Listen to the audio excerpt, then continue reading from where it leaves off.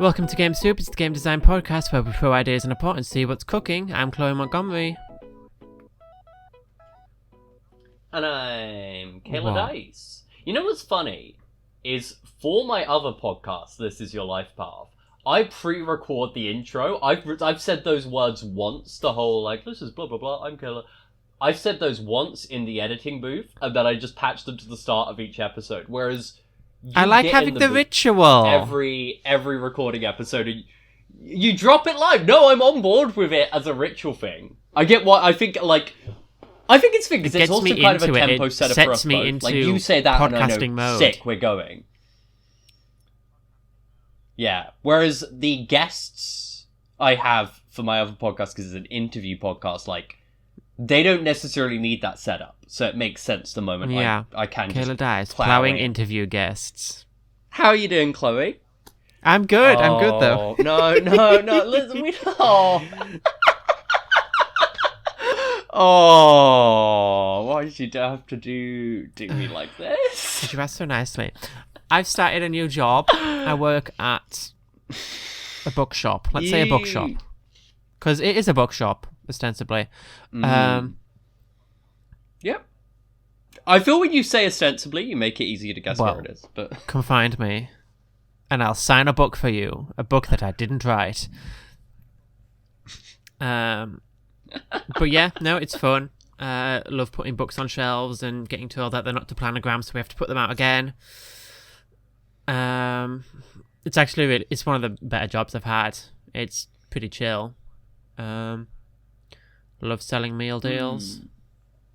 Yeah. Sniff fresh paper. I'm started reading again because I have to go to bed really early for my early shifts. So I'm just like chilling out, like being off my phone so I can get to sleep earlier.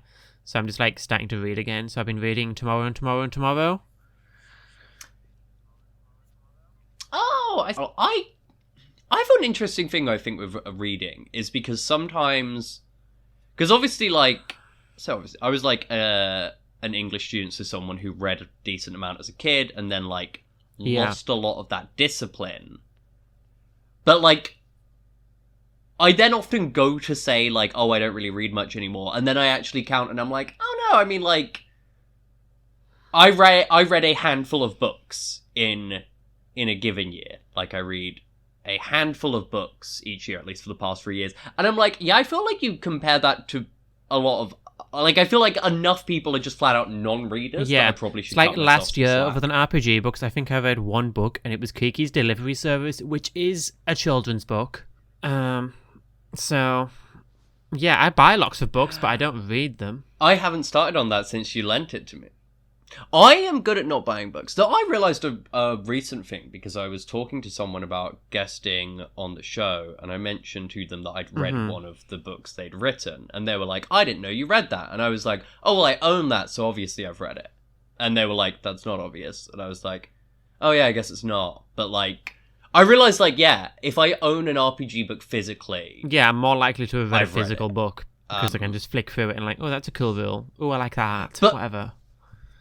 Yeah, I've not necessarily read every PDF, but, like, even just as a sort of reading experience, I'm like, yeah, if I've bought a zine or a book, like, I don't have any RPG books I can say I've not read that I own. I think there is one which is on my to-do list of things to read. It's a bit harder to read now because I don't get a train There's certainly anymore, some zines that like I bought and not read, but that's probably just because I buy loads of stuff at cons and then they go in the bottom of a suitcase. Yeah, whereas I think for me, like, I come back from a con, I've got, like, a pile of whatever I read, and then I, like, work through that pile before I put it away in its places. And yeah, it's then also the thing of, oh, I don't always think to count RPGs, in the same way I don't always think to count graphic novels or stuff. I was thinking, and I may fucking do it later today, that I was going to start, like, either a thread or a Tumblr post that I guess I would turn into a blog at the end of the year, where I just record all of the, like... Initially I was going to do things I've read, and now I'm like, I think I'll just expand it to, like... All media. Oh, this will sound pretentious way of phrasing it. Yeah, I was going to say all art I've experienced, because I'm also, like... You know, I keep track of films with, like, a letterbox and stuff, but also, You know, I saw a comedian on Monday. I'm gonna see a play tonight. You're still cosmopolitan. I am, yeah. I'm gonna go see 52 Cool. monologues for young Record transsexual. it for me illegally, please. The young cosmopolitan trans. Don't do that at the theatre. Yeah, this is the official GameSuit message. Do not illegally record at the theatre. They can see you do it, Yes. and they will yell at you. 52 and a half monologues for young transsexuals. The half is them shouting at Kayla. Some young transsexuals Ooh. shouting at Kayla? I think we can get into this. You said you had an idea. Yes, I realised something recently. I realised this because of the Far Roofs Kickstarter, where it's suddenly like, ironically enough, Kayla Dice of Ratwave Gamer House, have Okay. never written a game we with did rats write in it. Mouse So what should my... colon the Gathering, or whatever it was. We Mouse the Gathering, which became Mouse Quest, inverted commas, wrote. I don't know if I would consider things I do on this podcast writing. Your name's in the book, so that counts. That's true, but my name's in the book yeah, as I think you like inspiration. special fans or some shit. Aww. You wanted to Yeah, specially baby. thank me. I actually just started playing a game about rats on the PlayStation. It's called Tales of Iron. Tales spelled like a rat tail. And it's kind of a janky Metroidvania Souls-likey thing, where you play as like a rat who is a prince, and the kingdom gets attacked by toads, and you have to go and kill all the toads, I guess. It feels That's fun. very stiff, but It's interesting because I'm like, what changes when you make your main characters rats? yeah, no, rather it than literally mice? could just be reflavored. And in as my mind, humans, it's that, and like- there's no change so far, anyway. But Oh yeah, I was gonna say the difference between like rats and mice is I'm like Yeah. rats are scummy. Like, rats feel more working class than mice. I can see that you like it's. What was her name? Angelica Ballerina. She was a mouse. She wasn't a rat. You don't remember Angelica Yeah. Ballerina? I think She was like, or Angelina I have Ballerina, no fucking maybe? clue what you're talking about. Okay, that makes sense because it rhymes. She Still was like don't know. a little mouse who danced. There was a TV show. I couldn't tell you a single thing about it other than she was like a little girl. Yeah, She she's a ballerina. danced. It's in the name. I feel like a lot of like my stuff also has often a sort of rural Yeah. quality to it, or a suburban quality at most. Whereas yeah, it's like rats, they're city slickers, they're scumbags, brackets complimentary. I got into rats. Partly I had rats as a kid, but also just anytime I got asked my favourite animal, I would almost, to be a prick, just be like, rats, they're nature's underdog. I think rabbits are nature's underdog, but I think, yeah, I mean, rats, it works, there's lots of them. But yeah, if I was making a game with rats, if I was making the Ratwave Whoa. game, what would So it what- be? Our word is I was rat. going to say, is the And name you of can the make your game word Ratwave? biscuit. Yeah, do we need to figure out what Ratwave actually means? Because I've been ducking questions Because I about think that if for we a go while. Rat Biscuit, we just make Mouse Quest again. That is true, yeah. But scuzzier. This time you can do kills. Yeah, Ratwave. Because, like, Ratwave was a bullshit phrase I came up with in a coffee shop that my friend works at because I wanted to stop selling things as games by dice because I didn't think it was very searchable. And so, I can't remember if, I think I probably settled on Rat quickly, but I do wonder, did I consider things like Ratcore or whatever? Like, how quickly did I decide on Ratwave? And do I have any idea of what wave means? I joke it's like French Yeah, I New was going Wave to say, or- I don't think it is like a literal like seaside wave. You're not surfing the Rat Wave, even though that is the art on the logo. I think it is like Yeah. a wave as in like Britpop or like you're saying new wave fashion or whatever. It is the Rat Wave. So what does Rat Wave art mean?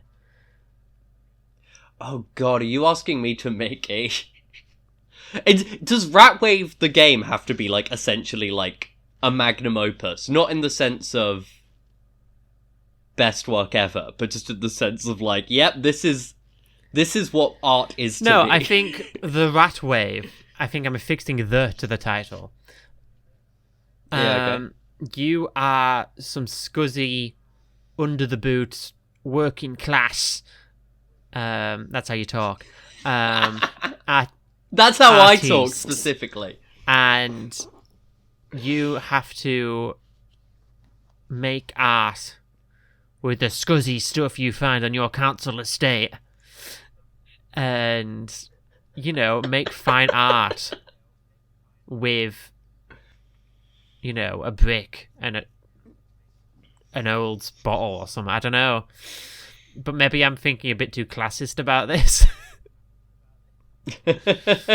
I was almost now interested in the possibility of like, because I think our design sensibilities are fairly similar, but the idea of like, you, Chloe, have to make a Kayla game, and I, Kayla, have to make a I've Chloe not read game. enough of your games. I'm gonna be honest. Ouch! I own a lot of your games. I don't know if I've read all of them. Fair. What? I mean, I assumed you'd read I think that something was when mostly you off hired me Alyssa's for the band. recommendation. Fair. Alyssa was a big Soz. fan. Yeah, I don't know. It's like, what is the essence of a Kayla game then in my head? I think certainly it's about being the outsider, about being the underdog. There's no combat because you've never made a combat game. Transgender Deathmatch Legend. I've not read it. Is a fight. Oh, that's fair. But I'm just like, that is, yeah. That's the most granular combat I've got, and it's different. But yeah, it's true. I otherwise, like, Terminal is an action game, but like, its mechanics are not very granular. It's Pendragon, but instead of being Arthurian knights, you are revolutionaries, and you are generationally trying to shift the culture and like lead this revolution to do its goal, whatever that is, blow up the House of Parliament or whatever. And so you start from some like community centre tanky group or whatever, and then you've got to like lead it to be whatever your political bent is, and then you kind of lead it and it changes over time. Your doorbell, that Yeah. sound definitely picked up twice, by the way. Don't know if you want to. I've forgotten it already, so we're just or if going to you keep would- going. That's what Rat Wave is, Keep baby! Keep it in. This is the kind of content you get, by the way, if you come see Game Super Gexpo. Whoa, it's confirmed that it's happening. Plug. First day of Gexpo, 10:30 a.m. We'll be high on energy drinks, will you be? Oh god, we're gonna be crazed, Yeah. I reckon. But yeah, okay, so are you rats? No. Okay, we're now going for the archetypal Kayla game, and in your mind it's a Yeah, Pendragon called hack. the for Rat Revolution. Wave. This is a fascinating experience ego-wise. I've never read Pendragon, to be clear. All I know about it is that it's like a legacy game, but not like you leave notes on the cards or whatever. It's like you play as different generations of a family or whatever. Yeah, for ages. Actually, no, I never thought about doing this, but I remember because for ages, because superhero fatigue in Yeah. at least like cinema is a thing, and so even though I was big into superheroes as a kid, I don't particularly feel like it's worth making a superhero game. Admittedly, Nemesis Revealed is a bit superhero-y in that like 3 of the scenarios are that, but 3 aren't, and Yeah. it's more about like supervillains, I guess. Yeah.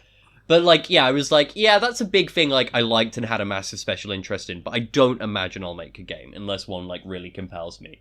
But for ages, I did find it interesting, the idea of doing, like, a Worlds of Legacy, like, superhero hack, where you're basically starting out and making your own, like, Golden Age, Silver Age, Bronze Age, like, through to, like, modern Cape comic stuff, Yeah. but via like legacy You start with your characters. Batman, your Superman, you go on to like Superboy and Robin becoming Nightwing and stuff.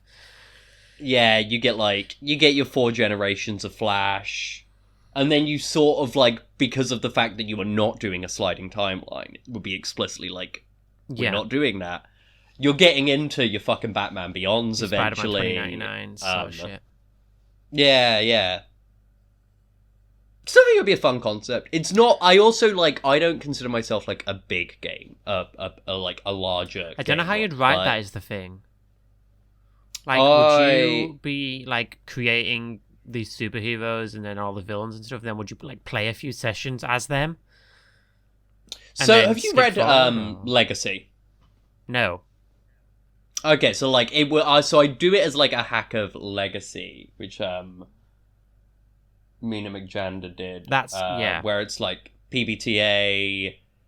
I think like at least one of the things that's like diceless PBTA, where you both have like a concept which is like the community which you play, and then you have like avatars of those communities where you play like individual sessions in there before you do the skip forward.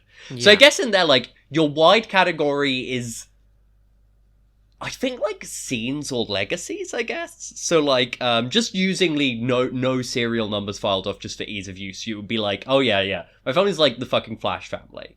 And then someone plays individual avatars, which people who have that symbol or whatever.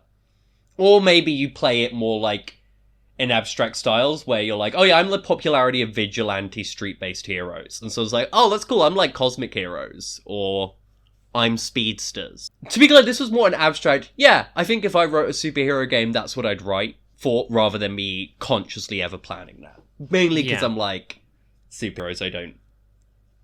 Maybe Legacy's a better pick than Pendragon for the Rat Wave, but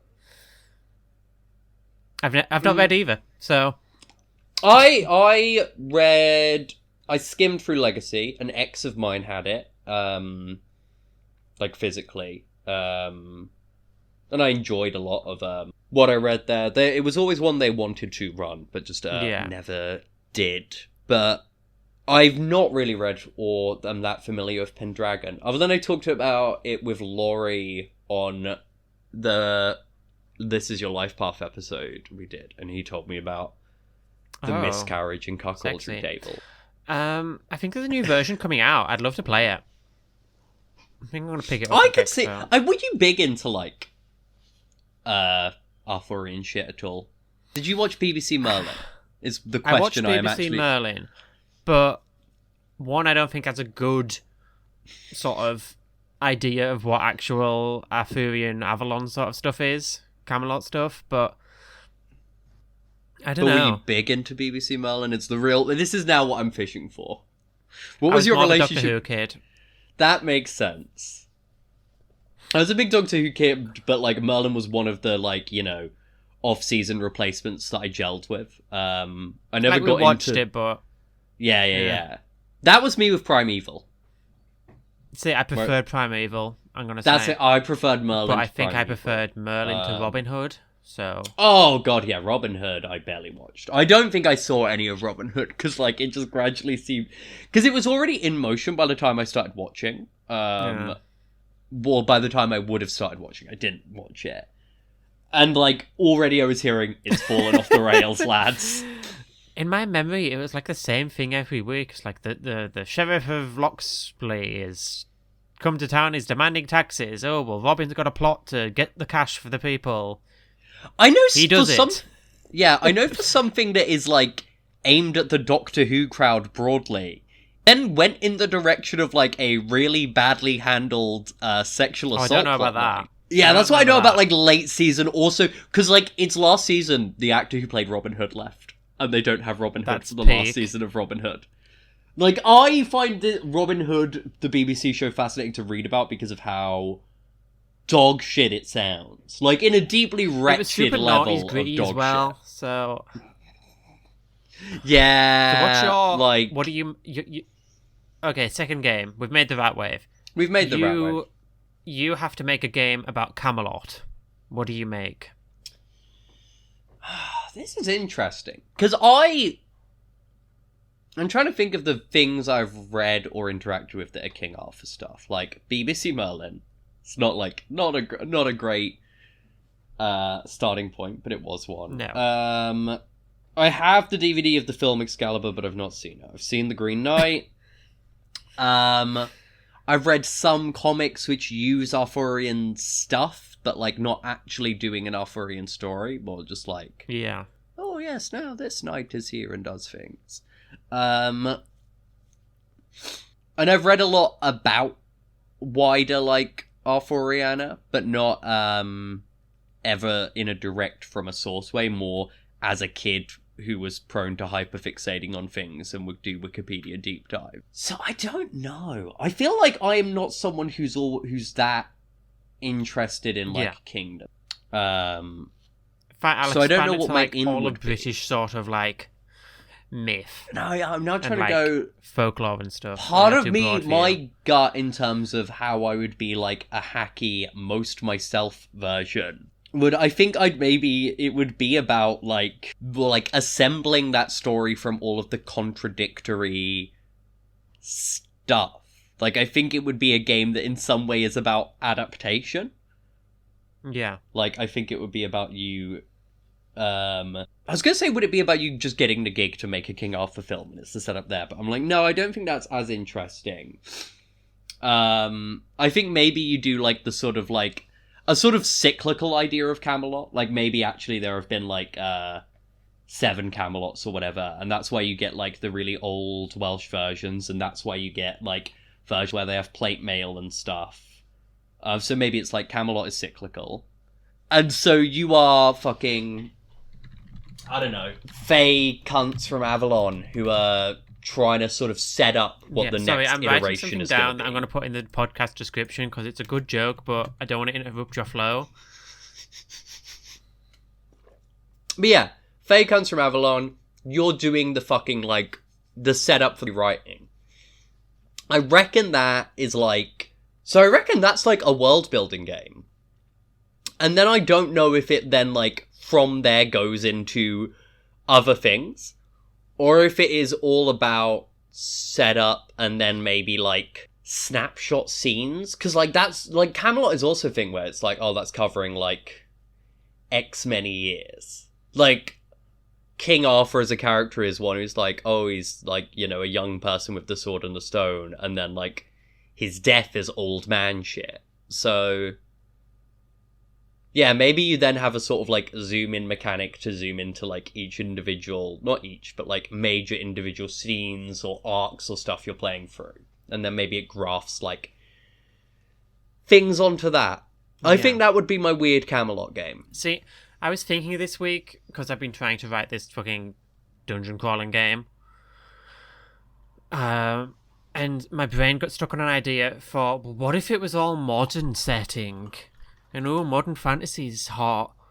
I need something to stand it apart from just boring dungeon crawler. And it's like, you don't need that, Chloe. And also, what would you even do? So, like, my brain was like, dungeons, magical dungeons have appeared all over Britain. When Britain is at its weakest, King Arthur will return, or whatever it was. Yeah. And so... all these magical dungeons have appeared, and whoever gets to the bottom of the biggest dungeon under the Tower of London will become the new true King of England, or whatever. And so it's a bunch of, like, random people, and you pick, like, normal backgrounds, like, oh, I work at Greg's, oh, I'm from a call centre, oh, I work in a shop, whatever. And then you also pick, like, oh, but I'm also a fighting man, I'm also a magic user, whatever else, and you attach the two together. That's fun. I like, that is an interesting, fun setup. It does, mainly just because you've given me the backstory, probably, read as I guess, insecure in your original idea a little. But maybe I wouldn't think that without you having given me the backstory. I think I would, like, make it like there's some weird magic thing that stops guns working in the dungeon, so you've got to, like, rent your equipment, so you got to rent swords and stuff, so you've got to, like, get enough gold out of the dungeon so you can afford better gear. I don't know. I don't really listen to dungeons themselves. Like, maybe you use your phone as a spellbook or some bullshit. But then this just feels like iHunt, so... That is a thing, yeah. That's also my question with, like, Psycho Dungeon, is not wanting it to feel like iHunt. Which is partly why... that was partly what led from me, like, leaning more in towards the setup of being like, oh, well, this is kind of equivalent to, like, social care. In also the way it's broken and not really working like it should anymore. Because that took that away from you it can, being like, a gig. hire me for Psycho Dungeon and I'll write something about Britain's relationship with monarchy. I think this is a fun thing, because you do... Because I gave you that tournament arc play book, so we are up for a swap at some point. But also, I could hire you. Whatever. I need to cook some books properly. She's cooking the books. Get her. But yeah, she's admitted to it. Well, I remember one title you were throwing around was like the Underworld. Underworld. As many names as I can for this thing because my brain won't stick on any. Yeah, makes sense. I think that's the thing I find sometimes annoying about certain titles, where you just kind of have to, like, you're not getting the eureka moment. You're just having to say, "Fuck it, it's this." But I was gonna say, because Underworld Cookbook put me more in a more like mythology Underworld setting. I wonder if that's interesting. Yeah. Also, I don't know what your interests like, are. I love all that sort of like Greek mythology stuff, but I think we talked before about how I'm a Percy Jackson kid. But it's like, would I want to... I don't think I'd want to do a modern fantasy thing, because it's been done. And if I wanted that, I'd probably go play, like, Shadowrun or some bullshit. But why? What were you thinking for the Underworld Cookbook? Like, you go down into Hades or something? Yeah, that was it, almost, basically. Like, I've not read your dungeon crawling game. So I don't know any specifics of what this does or doesn't contradict things, but I was just like, yeah, maybe, like, the Journey to Underworld thing is more, like a Hades type thing.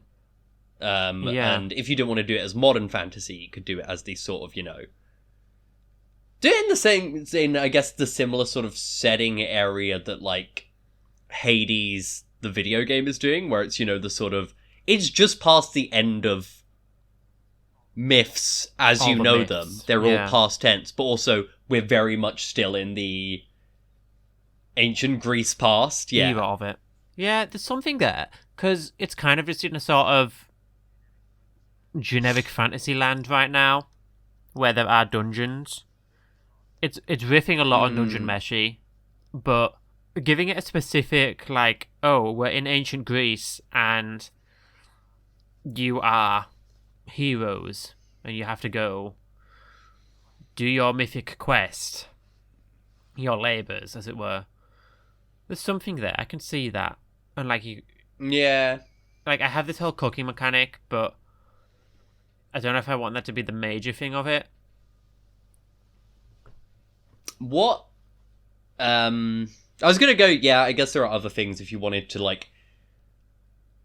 Is your logic of distinguishing it because it's just this sort of fantasy thing of, like, you want to go more I don't know. I just... with the this setting? whole thing...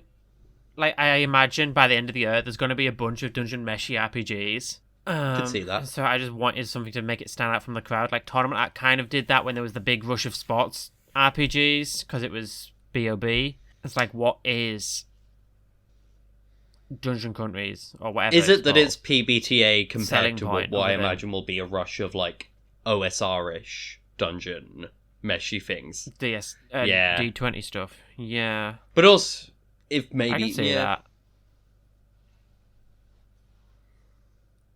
What run us? I've got an idea for the ending. Okay, run right, us let through me the open titles. Google Doc. Right. So I'm right here. the ones at the top, which I have designed logos for and everything, are Dungeon Country, Rations, subtitle: The Dungeoneering Game About Food and Fantasy, 100 Floor Dungeon. Is this a food pun? No, it's just because there's get a massive dungeon fair. and you're going down it. It's not specifically a food pun, that one. There's Curse of Hunger. It's like, it's magic that's making you hungry and you have to eat constantly. Provisions. because, we had rations, but that makes it sound like a really grindy survival-y game. So Alyssa was like, well, what if it's about provisions? I don't know there. Salt, fat, acid monsters, because I started thinking about cookbooks, and there's that famous one that's like salt, fat, acid, heat. That's like, put monsters in that, but then it makes it sound like it's all acid monsters. I recognise that one. So I feel like salt, fat, acid, heat is enough of a it's got a recognisable thing. I didn't know the book. The Underworld Cookbook, which we have talked about, it's actually stolen from a magic card, because in the old sets there was this chef of a demon who has a ridiculously long name. I'm gonna Asmarano Mordanakulakanakarv or something like that. It's not. I've totally whiffed that, but we're back in the rescuing the princess episode. So so the Underworld Cookbook was like this book that she was writing where she was cooking up all these demons to like serve this demon that had enslaved her. At least in magic lore, but I don't know what that means in the context of like an RPG. Like, what would that be as an RPG? So like making it about like the actual underworld, like Hades or whatever, is a spin that could go on it. There's Dungeon Club, which you actually sent to me. I was just thinking in a similar way, because you were talking about like, a country's smaller than a world, so it's a dungeon town or whatever, and I was like, Dungeon Club maybe. And you also said it's good for it's a club sandwich. But you could do something with Lunchbox, but I don't know how I don't know about that one. Yeah, Crunchbox, and there's some teeth around it. Dungeon Lunchbox. I don't know. Yeah. Dunchbox. Knife and Fork, which I was thinking like it would be like a big knife, like a dagger on the cover or something. That feels like it could be a fun title, but it feels like... Which feels a bit gimmicky. Appreciating it relies on seeing the logo. I'm going to play Knife and Fork tonight. What, are you also going to play Spoon and Bowl? Get a grip on a smooth knife. Like, it's a... Yeah. The last one on my list is Meol, which is spelled M-E-O-L, which is like a food in Final Fantasy XIV, which... Spoilers for... fucking Shadowbringers, but it turns out it's food made from like cut up angels. Thank you for listening for Game Soup, which they're feeding to people. If you have any ideas for game names, please help.